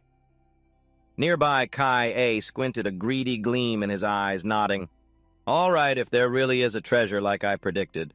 Then we split it 5-5. The man in black quickly warned in a low voice, "Be careful not to let him notice." Then he continued, "First, I'll use magic to break the lock." He began to melt the lock with magical flames. Just then, the door burst open. A Kwang rushed out with fiery eyes full of anger, roaring with a steel voice. "Damn it, and they show up right at my door!" That was fast.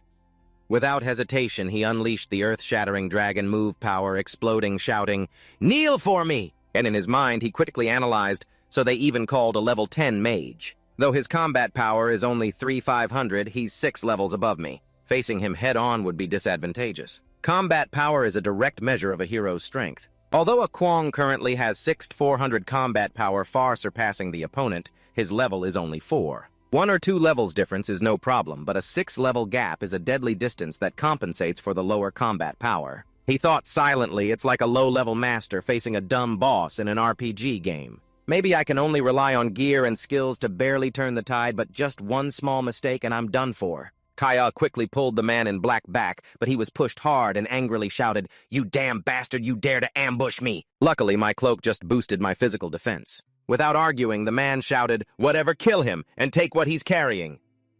Quickly, the man in black swung his magic staff, a blazing fire stream bursting toward a Kwang. He panicked, sweating, thinking, Too hot, this goblin armor and the body's physical defense are really formidable, but magic resistance is terrible. Compared to previous fights with the Jinn Beast's low-level monsters, only knew how to swing clubs. This time it's completely different, he muttered. Escape is the best plan. Can't face both at once or I'll suffer big losses.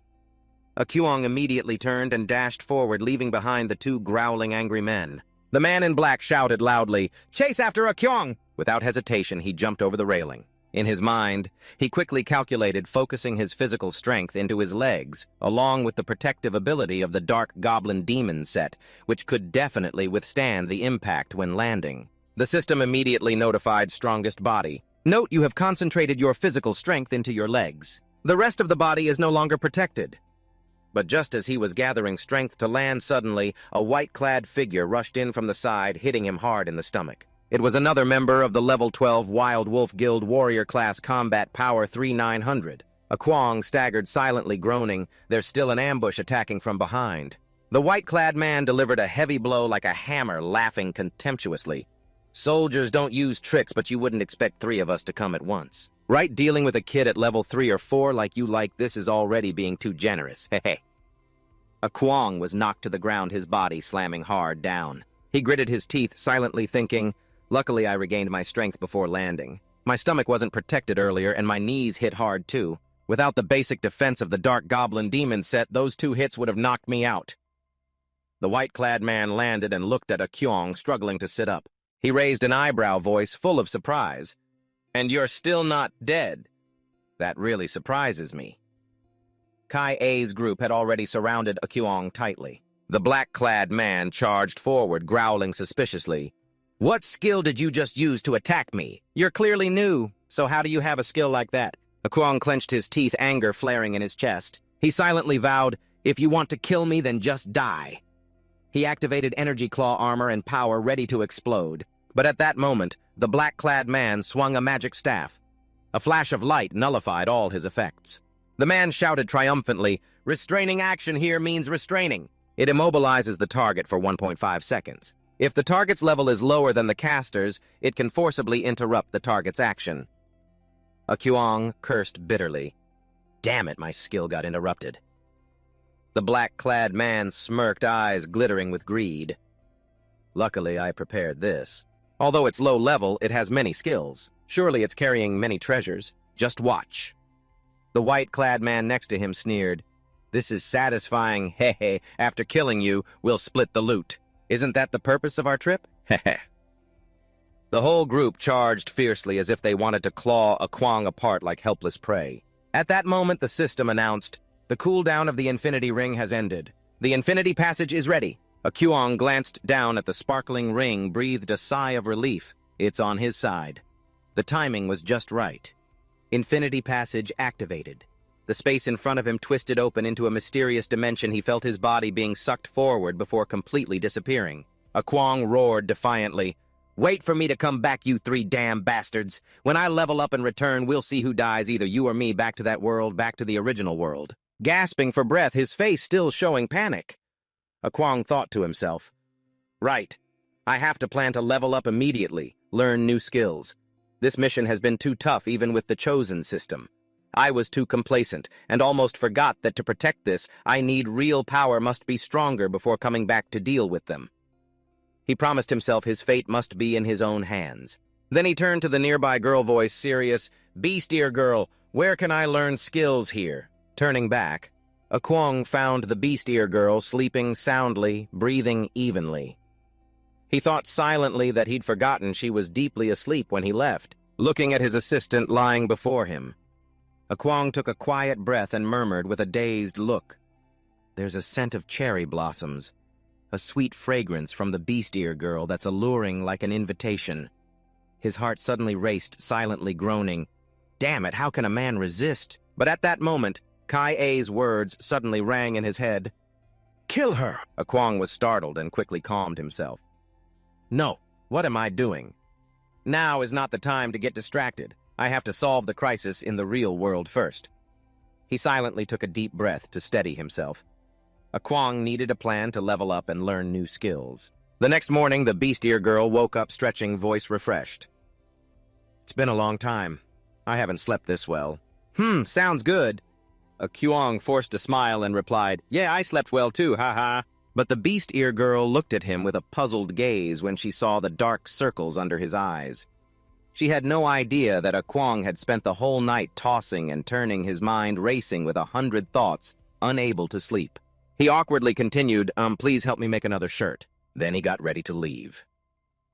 The beast ear girl nodded and suggested, The master of skill learning needs a skill scroll. I heard there's a very convenient way you can go to the combat academy to learn. The orc tribe has a small combat academy. After a long journey before the two of them stood a towering rocky mountain, the orc tribe's combat academy. The gatekeeper looked at a Kuang with a stern voice. You are the suspicious human appointed by the orc king. To enter the combat academy, there are requirements. First, you must be at least level 6. Second, you need to pass the academy's exam, but you're only level 4. Leave now. Hearing this, a Kuang's anger flared up, snapping, This is such a hassle, have to reach level 6 and then pass an exam too. But contrary to his rough attitude, the new armor he wore gleamed with a unique heart pattern.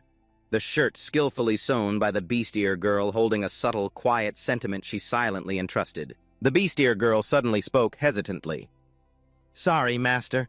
I didn't know about these requirements because I passed this special rule by obtaining the skill scroll while cleaning the lair. A Kuang smiled gently to reassure her. No need to apologize. Anyway, I have to level up. I'll reach level 6 and come back here. The beast ear girl nodded, her eyes brightening as she suggested, Master, I know of some low-level lairs nearby that could help you level up. As the two gradually disappeared, the gatekeeper standing behind burst into a contemptuous laugh. Ha ha, filthy, shameless humans. No one in the orc tribe accepts you. If the orc king hadn't appointed you, you would have been torn to pieces long ago. Besides, even if you reach level 6, you still won't pass the academy trial. Now you're bringing along a small orc hybrid, too. What a perfect pair you two make. Overhearing the harsh words, the beast ear girl froze her ears, drooping heart heavy. She thought silently, as expected, my lowly status still causes trouble for Master. His kindness made me forget my place. If this continues, I will only hold him back. Later, I should explain clearly to Master and then leave. But at that moment, a Kuang suddenly turned around, his face blazing with anger, striding towards the gatekeeper, making the beast ear girl cry out in alarm. Master! Master! A Kuang grabbed the gatekeeper's collar tightly, eyes blazing as he growled, What did you just say? Do you want me to tear your rotten mouth apart? Apologize to that beast ear girl immediately right now. So you heard what was said earlier. The gatekeeper awkwardly hurried to explain, Hey, what are you doing? I'm just telling the truth. That woman is a bastard born of a human and an orc, only half-orc, a disgrace to our orc kind in existence that can't even have a proper name. Isn't that contemptible? Half-orcs.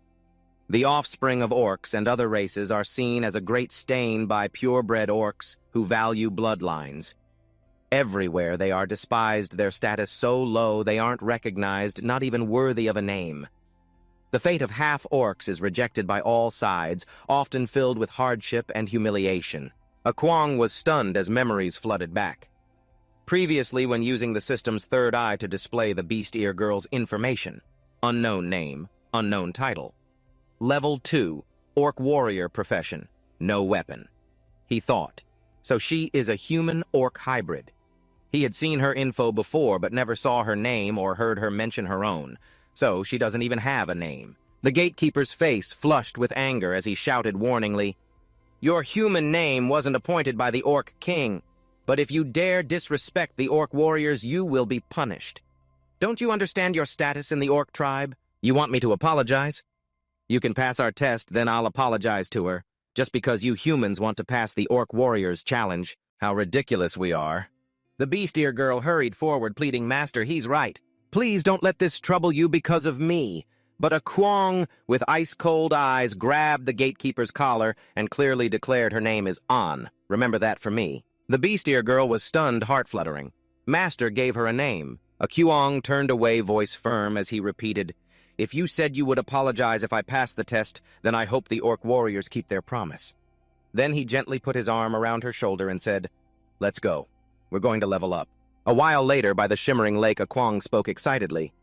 Lake Spirit, this is quite rare. Good, then let's use them to level up. Suddenly he hesitated and turned to the Beast Ear girl. Master, why did you help me pick the name An? Kwong scratched his head awkwardly. Huh. You don't like it? I decided it myself. Seeing your misunderstanding, she quickly waved her hand, explaining, It's not like that. I really like it. I like it a lot. I just want to know why Master came up with that name. Hearing that, Kwong blushed awkwardly and replied, Ha ha! Saying it like this is a bit embarrassing, since beside you I can always catch the faint scent of cherry blossoms, probably from your body fragrance. I thought you might suit the name, so I named you that. Sorry I was too casual. The Beast Ear girl suddenly stepped forward and tightly hugged Kwong's neck, her voice choked with emotion. Thank you, Master. I really like this name. Thank you so much. My name is An. Now I have a name. Kwong blushed and awkwardly replied, No need to be so formal. Let's start leveling up. Kwong strode into the cave, his sharp eyes scanning the dark space. The Beast Ear girl spoke softly. Master, have you gotten used to the sword and saber you bought at the weapon shop? Kwong smirked in satisfaction. Although they aren't high-quality weapons, they're still much stronger than the wooden club I used against the goblins before. He paused briefly, then continued in a low tone, very satisfied. Is it because I can lift the hammer now? Why does it feel like any weapon is surprisingly light in my hands? Suddenly, the space shook with a strange sound. In front of them appeared 3 fox humanoids, one level 5, another level 5, and a third level 5. Fox humanoids are a type of orc with fox-like appearances, agile, sharp, and much smarter than other orcs. They often make careless adventurers pay a heavy price. All 3 have a combat power of 720. Kwong turned back to instruct the Beast Ear girl. The old rule, you just stand behind me and guide. No actions allowed, or it'll be considered group mode and I won't get any experience points. The Beast Ear girl stood behind her eyes sparkling with quiet joy, thinking, Master called my name again. Group mode has strict limits if the highest and lowest levels in the group differ by 5 or more levels. No one gains experience points or items from the battle. Without hesitation, Kwong charged forward with a fierce voice. Come on, I'll test out my new sword formation on you guys. The Beast Ear girl quickly reminded fox humanoids are very agile and extremely intelligent, so Master should avoid swinging back and forth too much when attacking. Just as she said, the fox humanoids dodged Kwong's attacks with terrifying speed, moving like ghosts. He thought to himself, oh indeed, they're even faster than I expected. Without hesitation, Kwong activated his strongest body mode, focusing all his power into his body, sharply increasing his physical resistance. The fox humanoids startled and retreated, eyes showing fear. He coldly declared, Your combat power can't even leave a scratch on me, from behind the beast. Eargirl watched with admiring eyes, thinking, Master's physical resistance is incredible. No wonder he was chosen by the gods. These low-level monsters couldn't even leave a scratch on Master. At this rate, leveling up is just a matter of time. As for Kwong, he handled the fox humanoids with rare caution. He realized that to deal with agile enemies, attacks must be sharp and swift rather than heavy and slow. This was today's lesson. He thought, leveling up in this world is exhilarating. Not only do I gain lots of experience fighting alone, but I don't have to compete for resources with anyone. But in his mind, a worry lingered those 3 others, though the strongest only have 900 combat power, but level 12 is a problem. No matter how strong I am, a big level gap puts me at a disadvantage in one-on-many fights. Their level and skill suppression will cause me losses. I must narrow the level gap and choose the right 4 active skills carefully. Stepping forward with a cold face, Kwong roared with determination. Level up to 6 in one go. I want that orc who thinks he's so great.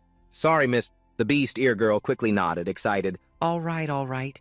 As they went deeper into the cave, the 2 suddenly faced a level 7 dark demon fox humanoid boss, lurking silently behind a rock, its eyes flashing with dangerous desire.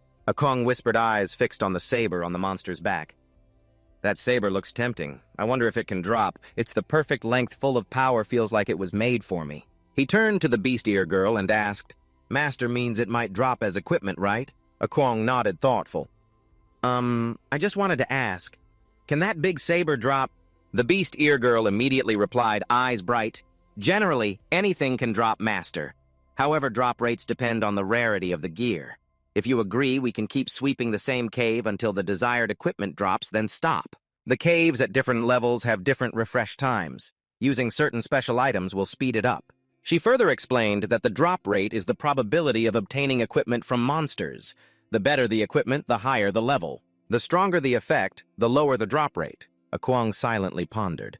Indeed, there was something called a drop rate. This alternate world is like a role-playing game. Perhaps the system inside my body exists for this reason, which makes everything make sense. He activated his celestial eye, scanning the level 7 Dark Demon Lake. Human boss combat power 1, 500. Looking closer, he was surprised to mentally exclaim, "Oh," on closer inspection, he found more interesting information. The system displayed Dark Demon Cold Light Sword drop rate 6%. He frowned quite low.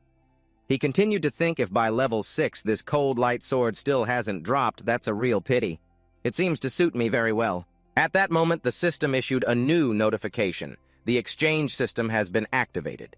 You can trade corresponding items by meeting certain conditions. The items available for exchange will be refreshed and updated according to your level and strength. Note that if current items are not exchanged for a long time, they will be replaced after a certain period.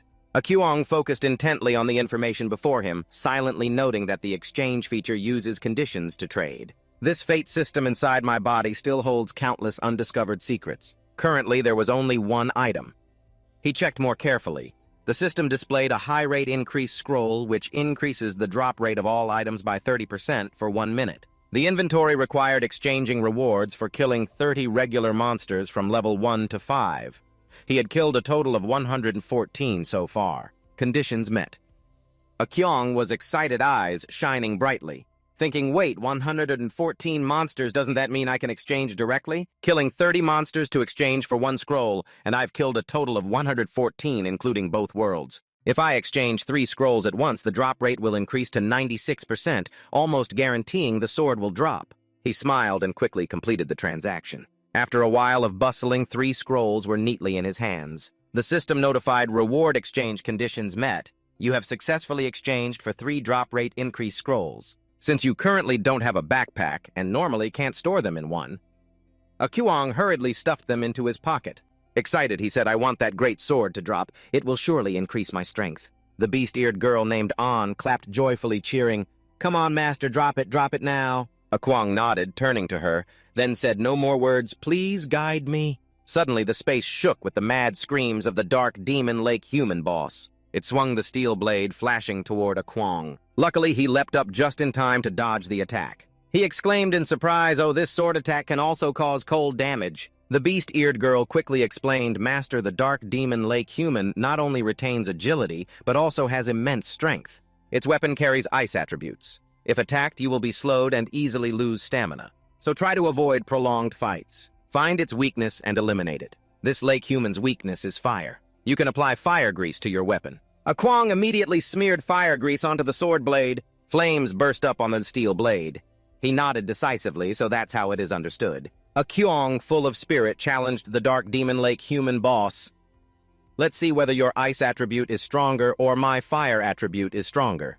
The sword in his hand blazed with flames from the fire grease, a mixture of resin and tree roots that can ignite spontaneously without an external flame source, making it a popular and powerful item. He charged forward, swinging his sword horizontally at the boss. It countered with an icy slash, but Kwong dodged like lightning and roared, "Leave the great sword to me." The beast-eared girl named An, watching from outside, couldn't help but speak up. The armpits and neck of the lake human are the softest parts and also the most vulnerable. "Master, attack these 2 weak points." Kwong instantly adjusted his position for an accurate run-up, nodding just right in front of me. He leapt up and slashed a sharp sword strike straight into the boss's armpit. Blood sprayed like a fountain. It screamed in pain, staggering into a weakened state. The system immediately announced double damage on a weak point attack. Your weak point attack was perfect, causing the enemy to become intimidated. During this time, the enemy's attack power and morale will drop sharply, making it easier to attack. Duration is 15 seconds. Kwong smirked, thinking, "So this is effective too. What a surprise." With fiery spirit, he shouted, "Since you're weak, I'll take your life now." The beast-eared girl quickly reminded her master that an enemy in this state attacks chaotically, but with more predictable moves. To avoid injury, judge and dodge carefully, then wait for the best opportunity. Kwong nodded eagerly. Oh, that's right. Thanks for reminding me. Instead of rushing in to attack, Kwong switched to defense. He skillfully dodged the wild slashes of the boss who had lost his mind. He silently thought, luckily I have experience. If I were reckless now, I'd definitely be cut down by those chaotic blades. And so he patiently watched the boss grow tired, its heavy breathing slowing down. Chung squinted, realizing the opportunity had come. Kwong charged in with a thunderous shout. Tired already? Then it's my turn. The beast-eared girl named An reminded her master now's the time to target its weak spot at the neck. Kwong immediately activated his strongest body mode. The system announced, you have focused 60% of your physical strength into your arm, unleashing 200% of your power. He gathered all his strength, leapt high, and shouted, "This is my target!" His fiery sword plunged straight into the neck of the Dark Demon Lake Beast boss. It screamed in pain, blood spraying everywhere, staggering into a debilitated state. The system immediately sounded a critical hit on the weak point, tripling the damage. A super violent, perfect weak point attack. Your strike caused massive damage, leaving the enemy debilitated for a while. Duration is 15 seconds. The beast-eared girl outside kept cheering. Amazing master, the closer you get to victory, the more you can't afford to be careless. Use the safest method, she thought silently. Even though this battle with the Lake Demon boss is low level, my blood is boiling facing the master. That name Kwong, that name is really great. He leapt again, eyes cold whispering as he used the finishing skill. Let's end this battle with an earth-shattering final blow. The final strike exploded with terrifying power, completely finishing off the boss. The beast-eared girl cheered excitedly. Amazing Master Kwong smiled quietly, feeling satisfied. This was truly an exciting battle. But when he glanced down at the scrolls in his hand, he was startled and cursed himself for almost forgetting to use the scrolls before the rewards were settled. He quickly activated 3 scrolls to increase loot drop rates. The system announced, you have used 3 loot drop rate scrolls. The drop rate for all items has increased to 96% for 1 minute. He cheered excitedly. Finally, I did it. A series of system notifications rang out continuously, congratulating you for killing the level 7 Dark Demon Lake Beast boss. Congratulations, you earned 3,000 experience points. Current experience 5,430 out of 6,000. Congratulations, you received the Dark Demon Lake Radiant weapon. Kwong's eyes widened in disbelief at the treasure in the beast-eared girl's cute little backpack. Oh my god, there really is everything in her little backpack.